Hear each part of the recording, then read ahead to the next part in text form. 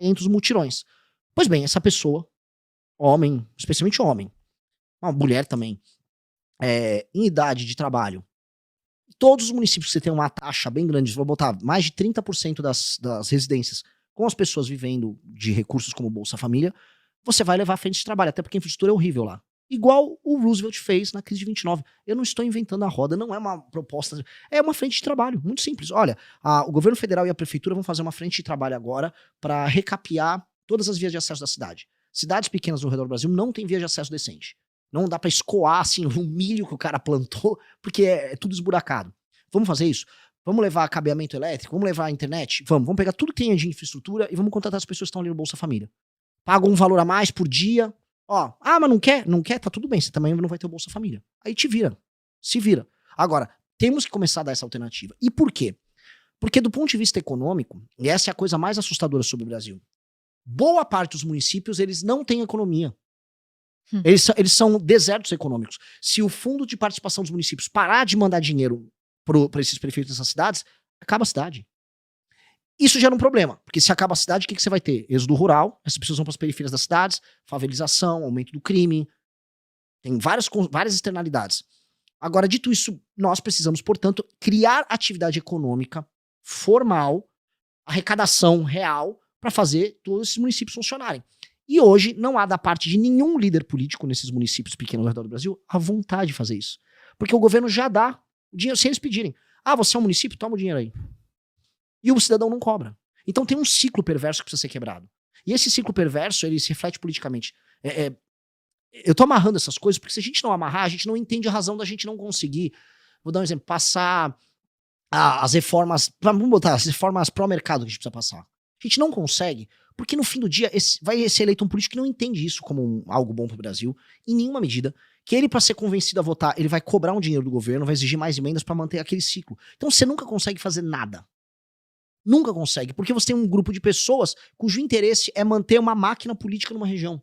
Isso é de longe, assim, isso é tão maior. O Lula é uma Madre Teresa de Calcutá perto desses caras. Porque a esquerda é uma constante nas democracias, ela existe, a gente tem que derrotar ela. Esses caras não. Se eu for pra Argentina, não é igual. A intensidade desse negócio que a gente chama de centrão não é igual. Até em outros países da América Latina. Aqui é especialmente grave. Eles são especialmente poderosos. Eles mandam muito. Quem são os políticos que mandam mais no Brasil hoje? Fazer um top 5. Era o Ciro Nogueira, o Rueda. Vamos botar o Lula, presidente da República. Vou botar o Alcolumbre, com certeza. Talvez... e o Kassab. Tirando o Lula, que é de esquerda, o que os outros têm em comum? Todos do centrão. Todos do centrão. Tem alguma posição política desses caras? Nenhuma. Tem algum projeto de Brasil? Nenhum. São todos, basicamente, caras do centrão que ganham dinheiro com isso. Não é o Bolsonaro, o poder relativo do Bolsonaro é mínimo. O do Flávio é mínimo. Eles sempre foram pequenininhos nesse jogo. Isso explica, inclusive, por que eles governaram, eles deram o governo pro centrão. Então, a gente precisa mudar isso. Não tem ninguém bom, não tem ninguém com QI maior de 110 ali no meio. O Ciro Nogueira é um idiota, cara. É um cara que participava das festas do Vorcário e ficava voando com os caras de bet que pagava ele. Sabe, é isso, a gente vai pegar um paisaço como o nosso e vai jogar na mão desses caras. E joga. E ninguém quer discutir o que eu tô falando. Eu acho desesperador. É desesperador, mas a gente vai ter que resolver essa equação. O Ciro Nogueira também ficou muito famoso porque ele foi autor daquela emenda master. Sim. Ele pretendia aumentar o seguro do FGC, que é até 250 mil por CPF por instituição, e 1 milhão no volume global, para você usar ao longo dos anos, para 1 milhão por CPF por instituição. Então o esquema do master, que no final lesou aí o FGC em coisa de 50 bi, poderia ser 4 vezes maior, entendeu? Seria bizarro, né? Isso chegou próximo de acontecer. Né? Felizmente não aconteceu. Mas seria um negócio, assim, dantesco. Né? Para entrar realmente no Guinness, como um recorde mundial, né? Cara... E ele ficou, lembra, você viu o vídeo dele? Ficou bravo que não passou. É um absurdo. Só os bancões não querem que o povo tenha uma garantia. Que é um malandro, cara. Agora você vai em Brasília falar do Ciro Nogueira? Cirinho, meu amigo. Todo mundo gosta dele. Molha a mão de todo mundo, provavelmente. Todo mundo. Alcolumbre hoje. Talvez o homem mais forte neste exato momento seja o Alcolumbre. Presidente do Senado. Cara, o que é um país governado pelo Alcolumbre, cara? Por que você disse que ele provavelmente é um dos nomes mais fortes? Por conta da questão dele, por exemplo, poder blindar o STF de problemas? Qual é a visão? Primeiro, ele é o... Se o STF tem superpoderes, ele é o cara que garante que o STF não tem injeção de saco para ter superpoderes. Paralelamente, fazendo até o desenho daquela escadinha que eu falei, ele pertence a um estado muito pobre, cuja base eleitoral das pessoas é a compra de voto. Ele criou um aparato dentro desse estado, chega em Brasília com um eleitor que não cobra ele de nenhuma posição.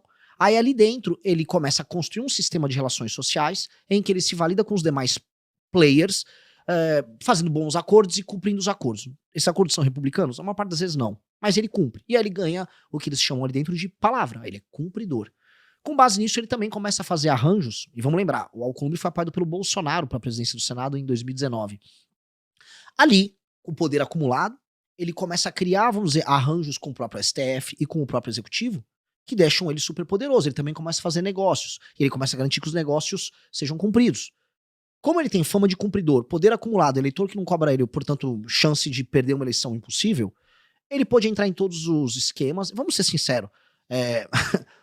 Ele estava indicando, me corrijam aqui, ele sim, o Otto Lobo para a CVM. Ele era junto com o Volcar, um dos caras que estava indicando o presidente da Comissão de Valores Imobiliários. Não é à toa que a Previdência do Amapá comprou títulos do Banco Master também. Então, ele é um cara que ele blinda, se protege, não tem um eleitor, uma imprensa na região dele que cobre ele, vira uma espécie de fiador das relações entre todo mundo ali, e, portanto, isso garante que ele tenha um poder desproporcionalmente mais alto do que qualquer um. Então, se ele fica bravo com o Lula, ele vai lá e derruba ali a indicação do Messias, puxa a briga pra ele, faz um acordo com o STF. Isso é muito poder. Muito, muito poder. E isso, cara, tem alguém que tá sofrendo com isso, que é basicamente o país como um todo. É um cara que não tem agenda de Brasil nenhuma, é um cara que não tem preocupação com nada, ele só precisa manter o jogo rolando. Mas você não pode entrar em default, entendeu? Você não pode quebrar. De resto, vai levando, vai que vai. Já aproveitando esse ponto de agenda de Brasil, cara, qual é a sua ideia de Brasil, assim, realmente? Qual o projeto do Partido Missão para o nosso país? Eu sempre falo assim, a gente tem que olhar o Brasil que a gente quer daqui pelo menos 30 anos, porque a gente também não tem muito tempo para ter esse Brasil que a gente quer, e aí você ir fazendo a lição de casa de trás para frente, né?